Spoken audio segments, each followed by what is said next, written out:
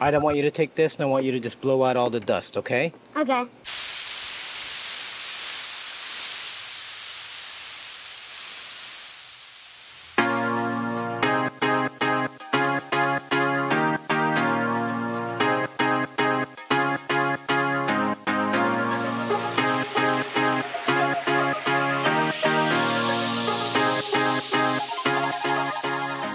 Hey guys, welcome back. This is part 3, or the finale, if you will, of the TJM air compressor series. In this video, we're going to be putting these air compressors to the test, man. I have a trip coming up next week and I want to know just how well these air compressors perform. The twin air compressor that's in the Jeep and the single air compressor that's in the 4Runner. But before we get to that, I do want to talk about some of the accessories that TJM offers to go with their air compressors, because you're gonna need some stuff. You're gonna need some stuff to deflate tires. You're gonna need some stuff to inflate them back up. Use it as a blower to get rid of sand or pet hair from your back seat. Or you might need some stuff to pressurize your water port. A ton of tasks you can accomplish with your new air compressor, and TJM has accessories for that. So I don't want to waste your time.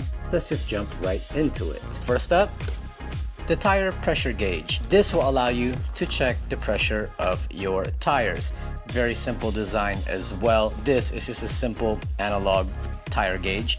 You just plug this in and you can reset it right here, and it'll give you everything from 0 all the way up to 100 psi. Comes in a nice little bag, and the bag has straps on the back so you can put it on your molly panel or something like that, and you can reach for it quickly whenever you need it. Alright, up next is the off-roader's best friend, the tire deflator.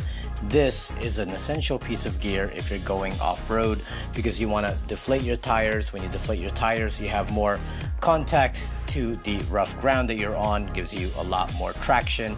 It also makes the ride a little bit more comfortable. There are a ton of different tire deflators in the market. There's these kinds where you screw it in and then you pull the little tab and it lets out the air. Then there's also the kinds that you preset and then you screw 4 of them into 4 of your tires and then they'll deflate automatically for you. I mean, you can even get a twig really and poke it into the valve and like push the pin up, and that'll start getting air out, but you just won't know what pressure you might be at. But whatever, do whatever works for you. For years I have been using the ARB one. If you'll notice, the ARB one is a lot smaller. This has treated me very well over the years, but the TJM one, this one is digital, and I also like this is a lot more burly up here. You get a little bit more design as well. If you have one of these and you don't want to spend for another one, don't worry. These will treat you really well. It's treated me well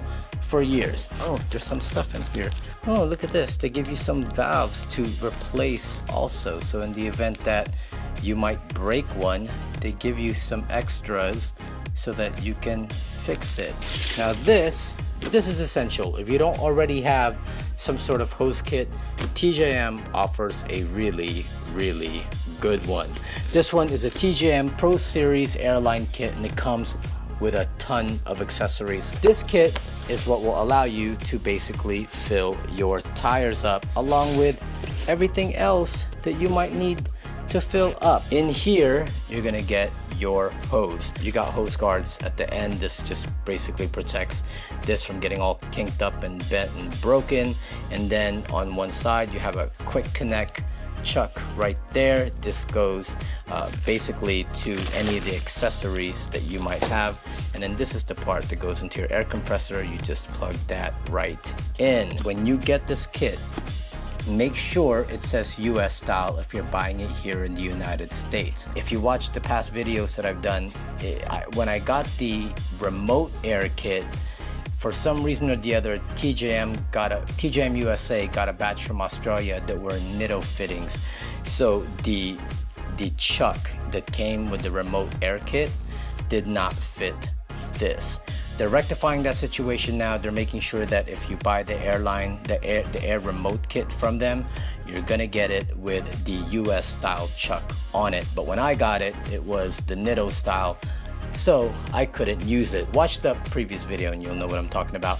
But just make sure it's US style and this will plug right in. You get a whole bunch of different accessories, some awesome accessories. The main one being your Schrader valve. This just goes right into the chuck like this, and if you wanted to, you can fill up your tires just like this. The only problem with this is there's no gauge, so you could be filling up your tires and not know what PSI you're at, but in a pinch you could definitely blow up your tires with this. And then you have this thing, which is a blower, and this is what I was saying that my wife is gonna love a lot. You basically just plug this in, there's a little button right here, and you can blow to your heart's desire.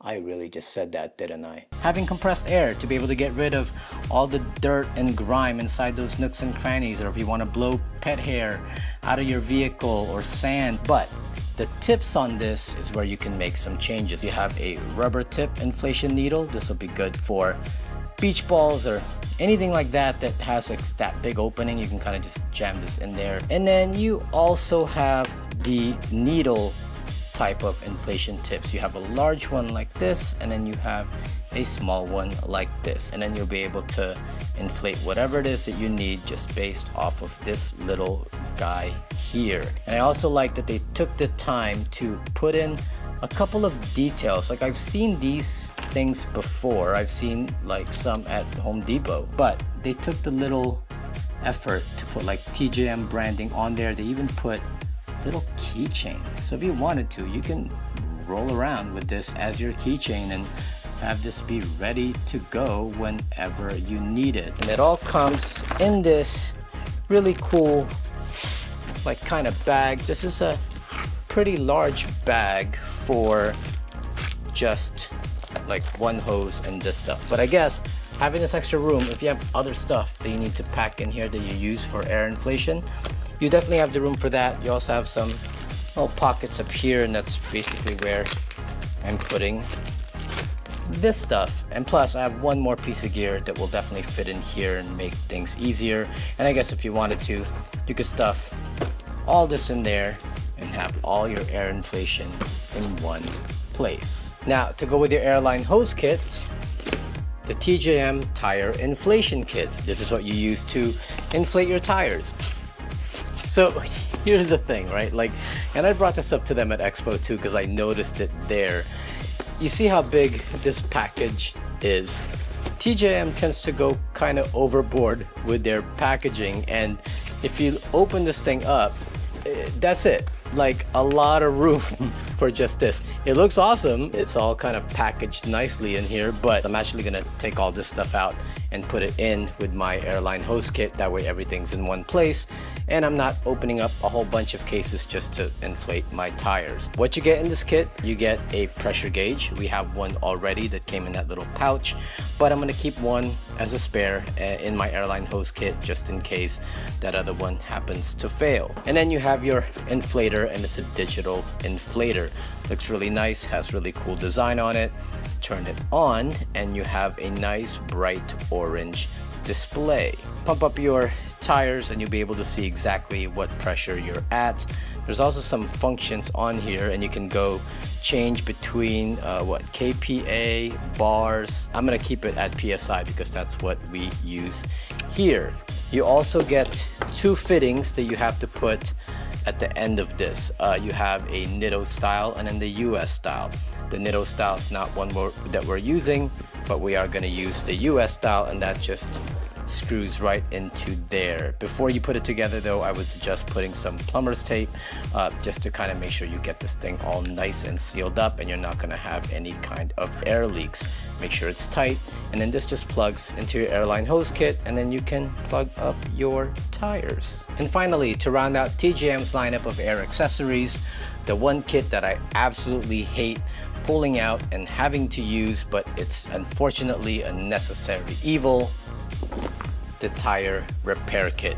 And not just TJM's, because I just got this today. I've been using the ARB one like for years, and I just hate having to repair a tire. We run off-road tires, and you can't just patch it up, because thicker tires and bigger tires, you have to get a tire repair kit. Please don't ever use Fix-A-Flat, by the way, on any vehicle. The contents inside is basically the same content that you're gonna get with pretty much any tire repair kit, and I'm gonna go through the stuff. I'm not gonna do a demonstration on how to fix a tire because I'm not gonna put myself through that kind of torture, but I will walk you through the stuff that's in here. So first up, needle nose pliers. This is what you're gonna use to remove whatever it is that might have punctured your tire. In my case, it was a screw. Once you pull it out, of course, air is gonna start to escape out of that hole, but that hole might be really, really tiny and you need to enlarge it. Enlarge it, is that even a word? So what you're gonna do is you're gonna pull out this tool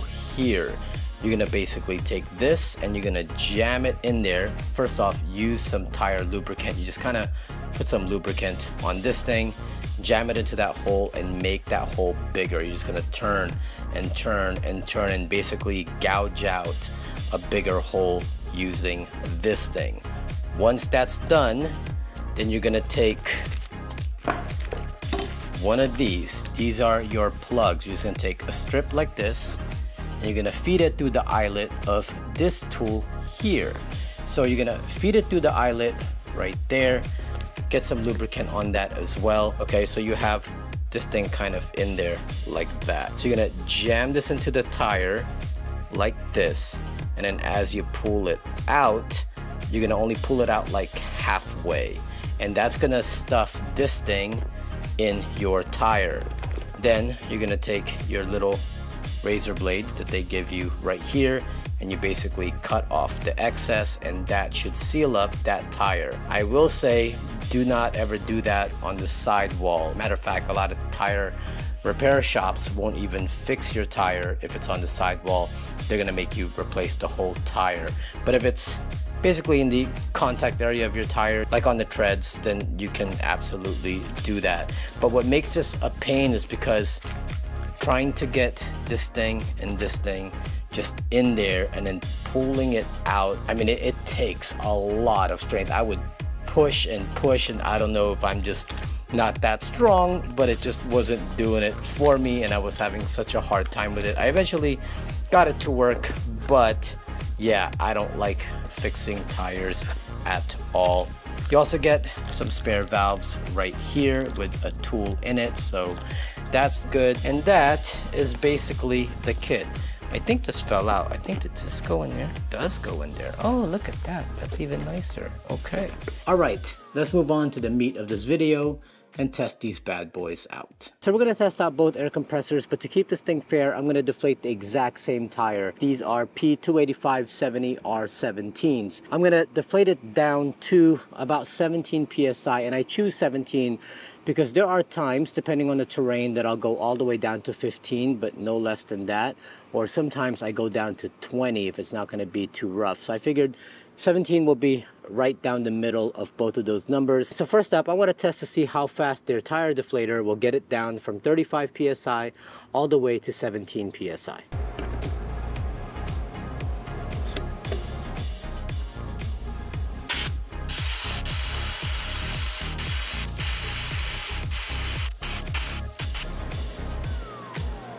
Alright, so first up, we're going to test out the twin air compressor with a 5-liter air tank. We'll see how fast it'll go from 17 PSI up to 35 PSI.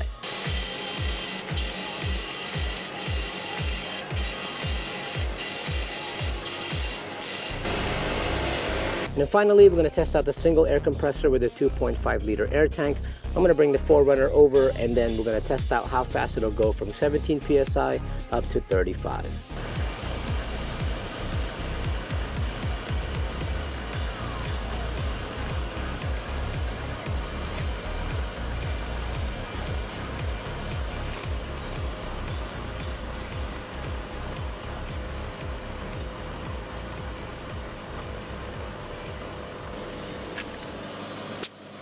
Alright, so to deflate the tires using the tire deflator, it took about 45 seconds for this to go from 35 PSI down to 17. Multiply that by about 4 tires, it's going to take you 3 minutes to air down. To air back up, with a single air compressor, it took 2 minutes and 40 seconds to go from 17 back to 35. Multiply that by about 4 tires, so it'll take you about just over 10 minutes to inflate all your tires back up with the single. With the twin air compressor though, it took 1 minute and 20 seconds to go from 17 PSI up to 35, which is crazy. It's like half, exactly half. So to inflate all 4 tires back up using the twin air compressor, it's going to take you just over 5 minutes. Quick disclaimer though, we just got back from a week-long trip hitting the Florida Adventure Trail, and on one of the trails I deflated all my tires down to 20 psi.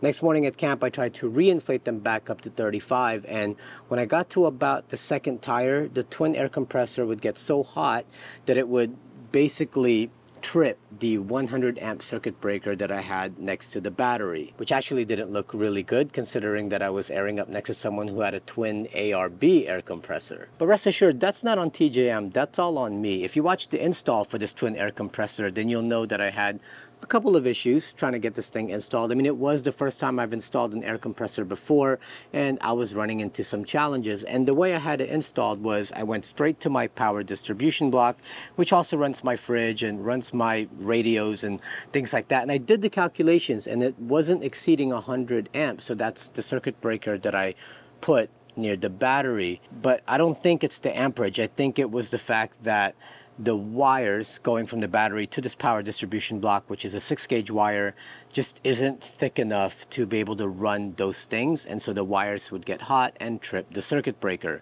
I was also told by my friend Zach from Sunshine State Vikings, don't use circuit breakers for anything that will have a quick jump in power like air compressors. When that thing kicks back on, that's a lot of wattage coming through right away, and a lot of times circuit breakers are just too sensitive for that kind of power jump. He said just get rid of the circuit breaker for the twin air compressor, bring the air compressor directly to the battery and put your fuses there and leave it at that and make it simple. Don't go to the power distribution block at all, and I shouldn't overheat. So that's actually what I'm gonna do this weekend so that I can get this thing fixed up. Now, I don't know if that's gonna make a difference in these numbers, but a minute and 20 seconds for one tire from 17 to 35, not that bad. Also considering that I used to use a regular car air compressor that I got from like Advanced Auto, and it took like 10 minutes a tire. So yeah, big upgrade for me.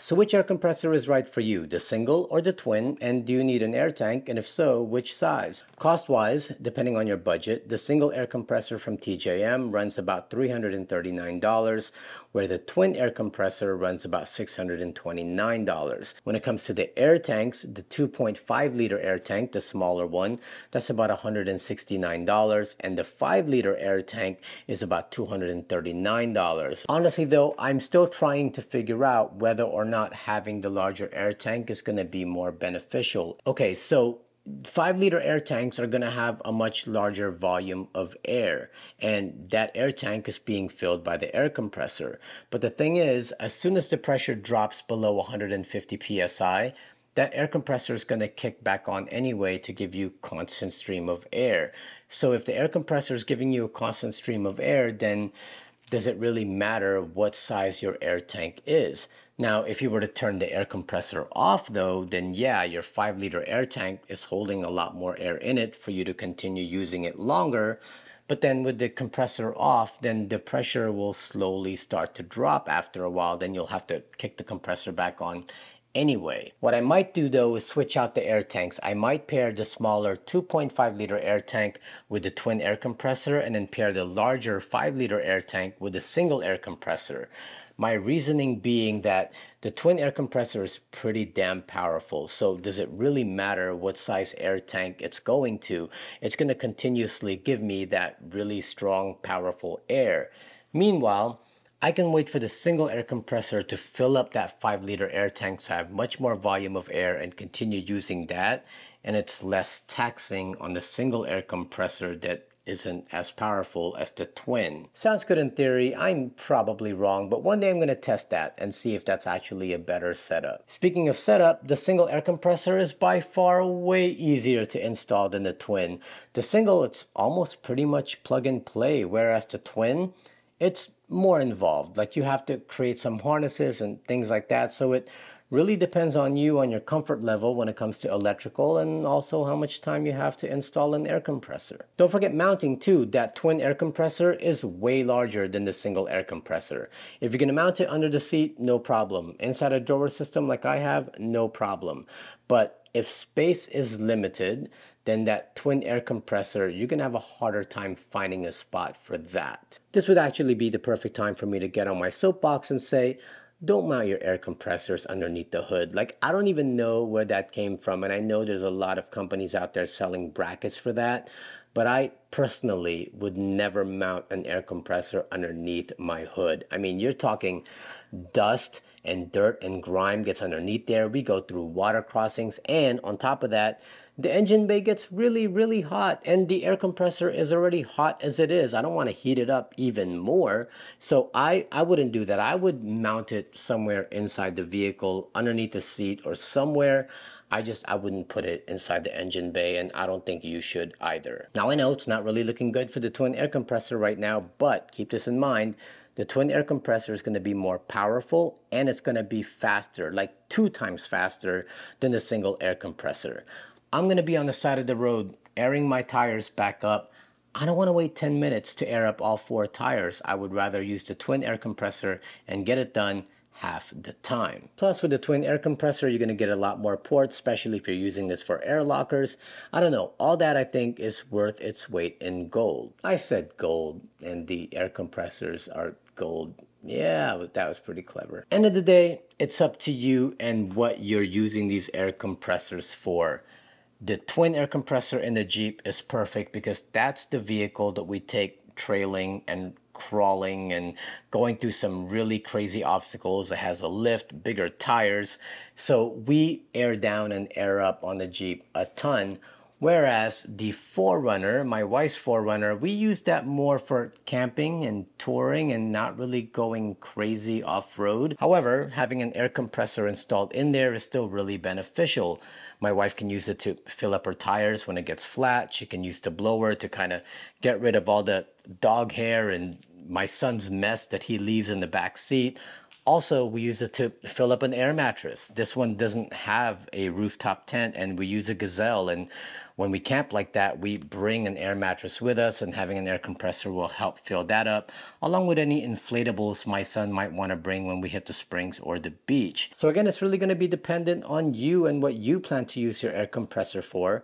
What are your needs? That's something you really have to ask yourself. And then also, what kind of budget you have realistically to be able to do the things that you want to do. You don't have to go overboard. Both of these air compressors and air tanks from TJM are super solid and will basically create the system that you need. But this pretty much concludes the 3-part series on the TJM air compressors. Aww. I'm kind of missing filming stuff for these air compressors. They're a game changer. Having air compressors in the vehicle, there's just so many uses for them, which is why I just want to give a huge thank you, my deepest gratitude to TJM for sending this stuff over and allowing me to install it and use it and review it. Plus, it also gives my viewers a chance to see the other options that are out there when it comes to air compressors. I think if you buy this, just install it properly, and I promise you will not be disappointed. But that's it. I hope you enjoyed the 3-part series. Actually, I just hope you watched it. If you did enjoy it though, please make sure you smash, actually, don't smash, inflate that like button. Subscribe to our channel and also click that notification bell so we can let you be aware of new videos that come out. And if it moves you, support us on Patreon. It allows you access to all of our videos earlier than everyone else, most times. And it also gives you access to our live streams whenever we do them. And as always, don't forget to follow us on Instagram at Baptism Overland. My name is Asia Sampson, and I will see you next time.